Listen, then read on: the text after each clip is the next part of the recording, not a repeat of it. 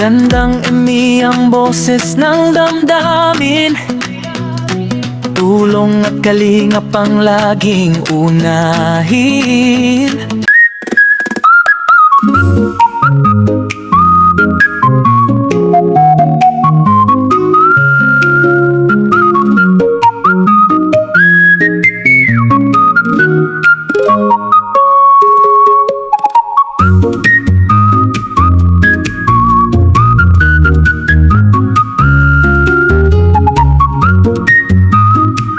Everyone, welcome back again to my channel. So for today's video mga kalingap, update muna tayo sa pinapagawang bahay ni Kalingap Edu. Uy, grabe, ito na yung malupitang pagpapagawa ng bahay ni Kalingap Edu.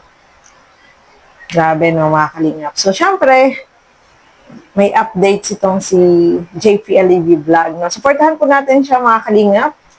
Sa kanya natin kukuhain yung video na i-play natin. At alam natin na talagang malupitan itong pabahay na to na pinapagawa ni Kalingap Edu. At ano ba yung balak ni Kalingap Edu about dito? Siyempre alamin natin. At gaano katagal gagawin itong bahay na to. So eto, panoorin po natin ang video na ito. Stay guys, oh. Malalim pa. Nabuhusan na yan. Lahat na nabuhusan na lahat. Hindi pa. Cuma pumutok eh. Ha? Ako natagalan kanina eh. Aray ko Tapos siya pa ang pumutok. Oo nga, pumutok po. Kaya pala nagkalat ay. Paano? yung forma, yung nilagay ko yung stopper doon na ano.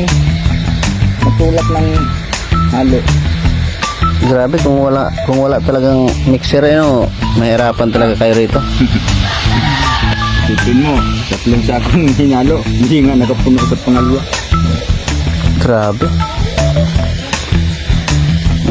To update ngayon guys, may ano na dito.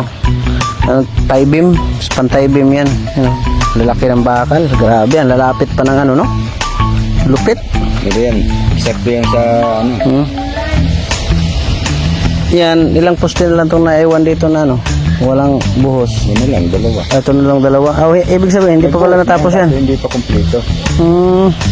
Ayun ang wala pang kabuhos-buhos yun. Bihira yan. Grabe. Oras de peligro na eh. Oo, oras de peligro na. Ano palang gagawin ito? Ano ito? Underground? Swimming pool. Ah? Swimming pool. Ay grabe. Akala ko underground to ay. Yung hinukay, yan na yung ano, kaila ng hollow block. Pinaka wall footing. May bakal pang ilalagay. Malalim yun oh.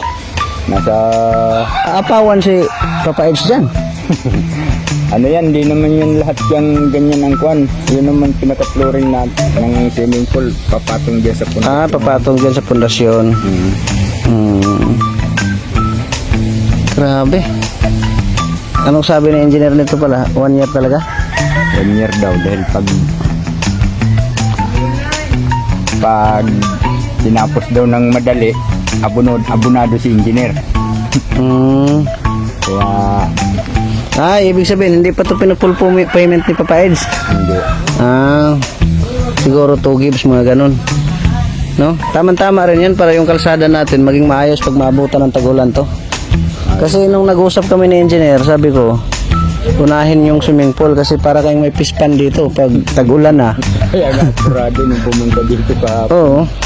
Apurado siya eh. Kasi dapat iiwan yung amuna yan eh. Hindi pwede. Yan naman ang matama. Pag nabot ng ulan. Pag mabuhusan na yung mga poste na yan. Hanggang yung pinorma kong yan, pag nabuhusan yan hanggang dyan, iwan nyo na yan. Muna yan. Kaya nga, dito muna tutok ko. Muna dito. Kasi sigurado. Tapos bili na lang ng trapal no. Malamang. Update lang natin.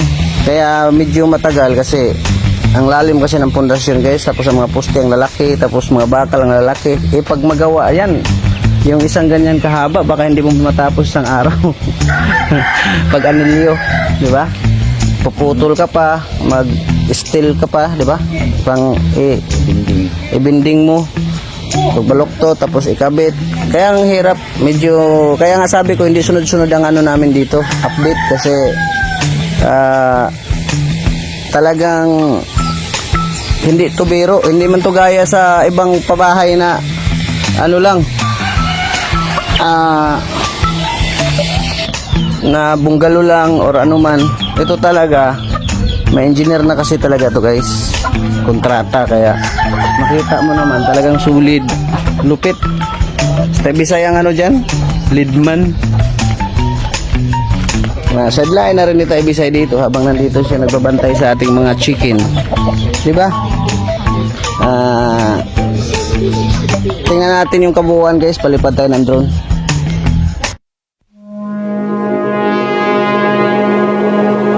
No, mga kalingap.